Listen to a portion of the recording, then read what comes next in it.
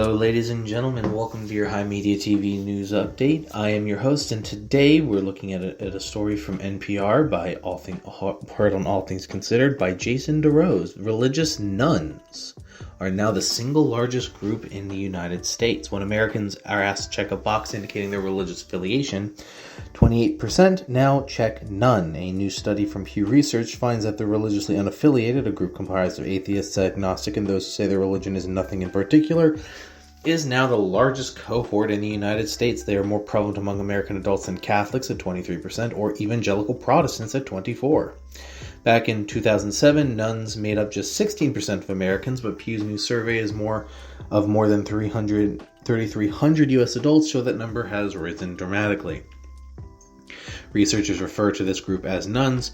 Pew asked respondents what, if anything, they believe. The research organization found that nuns are not a uniform group. Most nuns believe in God or another higher power, but very few attend any kind of religious service. They aren't all anti-religious. Most nuns say religion does some harm, but mainly also think it does some good. Most have more positive views of science than those who are religiously affiliated. However, they reject the idea that science can explain everything. Nuns could prove to an important political group as well. Gregory Smith at Pew was the lead researcher on the study titled Religious Nuns in America: Who They Are and What They Believe. He says the growth of nuns could affect American public life. We know politically, for example, Smith says that religious nuns are very distinctive. They are the most strongly and consistently liberal and democratic constituencies in the United States, and that could change electoral politics in the coming decades. The political power of white evangelicals has been well reported in recent decades, but their numbers are shrinking, as well as the number of the more liberal nuns are on the rise.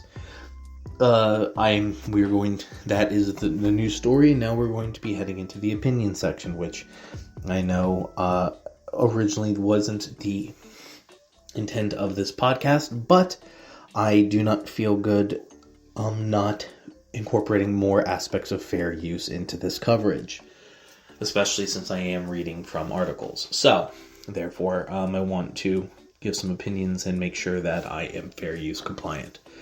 At least, where I feel morally okay, and that where I believe I have met the legal and moral justification.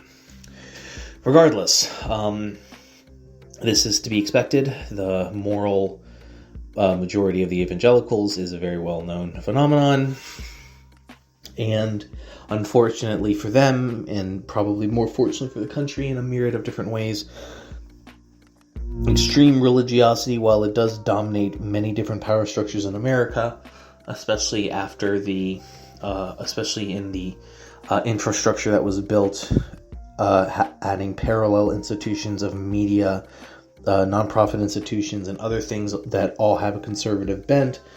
The power of the evangelical vote that effectively made the United States a conservative party or bust country for the last 40 years looks like it is well on its way from being out to pasture by some point in my lifetime. Now, is that going to matter for the upcoming election in 2024? Maybe.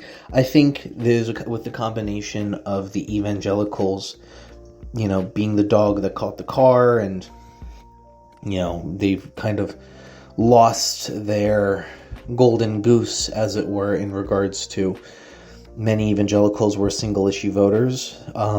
They were anti-abortion, and now that the car has been caught by the dog, there's really they can kind of check out at this point. Many might be politically activated and still come anyways, but that remains to be seen.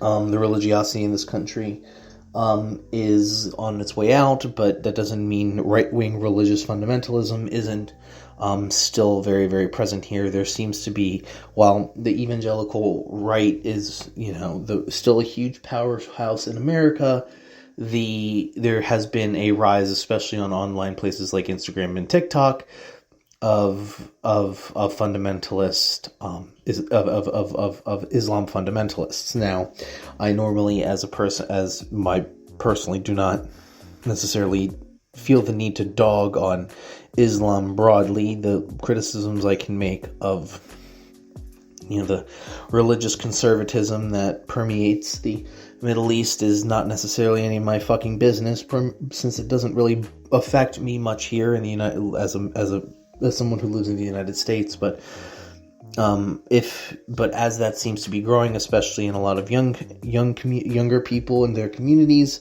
that remains to be seen.